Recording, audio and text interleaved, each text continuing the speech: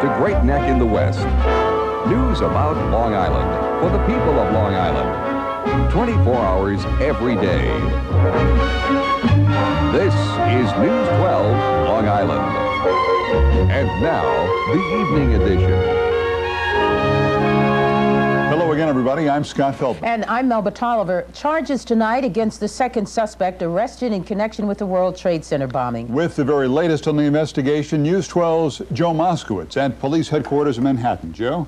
Scott and Melba, remember at 5 o'clock when I said an FBI official said no more arrests were imminent? Well, perhaps they weren't imminent. Perhaps they were actually in progress. At any rate, 3 more suspects were rounded up in Brooklyn this afternoon. That means now a total of 5 people are in custody.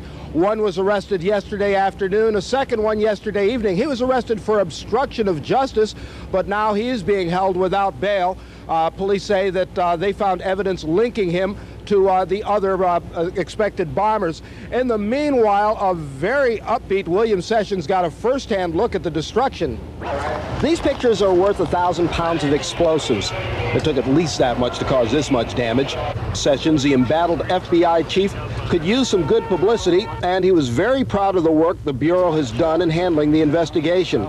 I think we're very pleased with the progress, but more than the progress, we're pleased with the splendid total across-the-board cooperation with every single agency involved here. And this is some of the damage Sessions saw. PA systems, and there was no announcements because, as you can see back here, it was totally destroyed, and all the 2 towers were controlled from this area. Within a matter of seconds, offices had become construction debris. Cars were destroyed, and this twisted piece of metal was at one point a van. Sessions described it as a war zone, and as with all wars, there were a number of casualties, 5 dead, and they're still searching for the body of Wilfred Mercado. Well, I myself spent an hour and a half with Mrs. Mercado and with Willie's father, trying to go through what's happening, and obviously there's nobody here who can understand, unless you've been through comparable things, the grief and how shaky and upset she must be. Well, Port Authority officials hope within the next couple of days they will be able to go down to ground zero where the bomb was detonated, and they will be able to recover Mercado's body. They also hope to be able to recover more evidence of the actual bomb and perhaps round up a few more people. As we said at the beginning of this newscast, 3 more people are in custody, but by the time the night edition starts at 10 o'clock, there could be more because arrest warrants are being executed in New Jersey for more suspects. Back to you in the studio, Scott and Melba.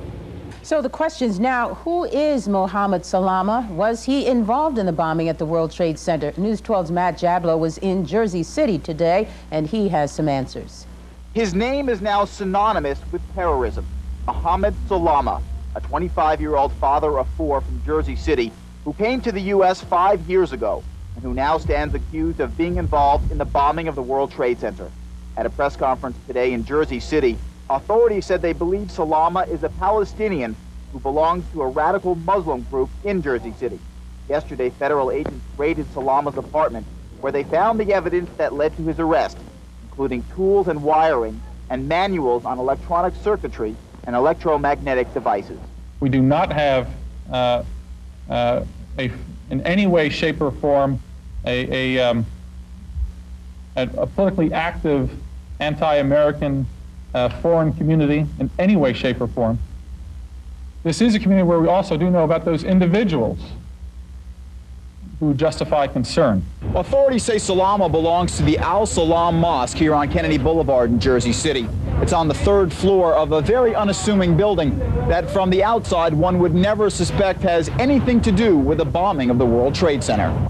The mosque is allegedly headed by Sheikh Omar Abdel Rahman, who has been known to encourage his followers to use violence as a means of spreading the Sheikh's form of Muslim fundamentalism.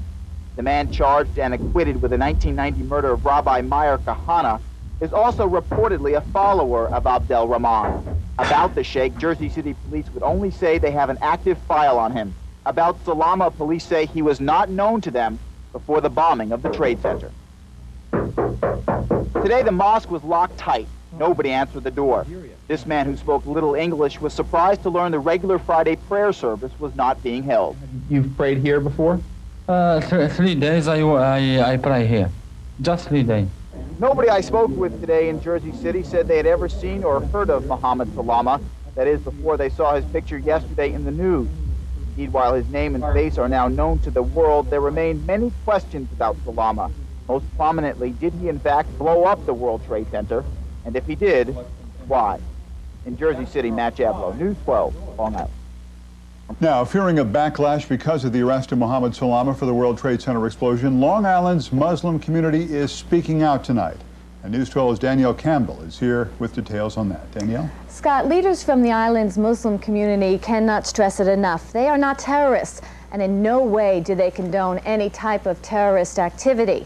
Imam Issa Abdul Karim, spiritual leader of the Taha Mosque in Roosevelt, says Muslims follow the teachings of Islam, which preaches peace and love. Karim says anyone, regardless of their religion, who engages in terrorist activities is deficient and weak. You can't blame a whole box of nails. Can't throw it away just because one nail has gone wrong. Islam is not synonymous to terrorism. Islam is a religion of peace. It preaches peace.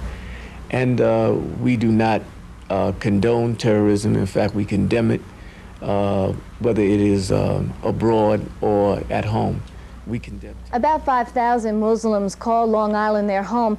Karim says the island's Muslims are involved in all kinds of community-oriented activities. Danielle, any repercussions from this so far? So far, Scott, there has been nothing, but they did take some precautions, minor that they are. They held the press conference today at the Roosevelt Community Center instead of the mosque down the road. They just don't want to draw any attention that may be negative, but so far things have been okay. Danielle, thanks very much. All right.